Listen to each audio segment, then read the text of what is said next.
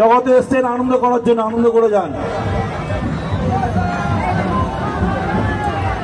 জয় জগন্নাথ, জয় জগন্নাথ।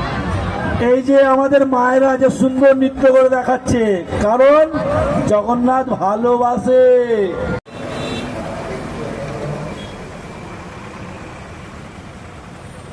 একটু বাদে মন্দিরের মাধ্যমে আমাদের গুন্ডিচা মন্দির থেকে বিগ্রহ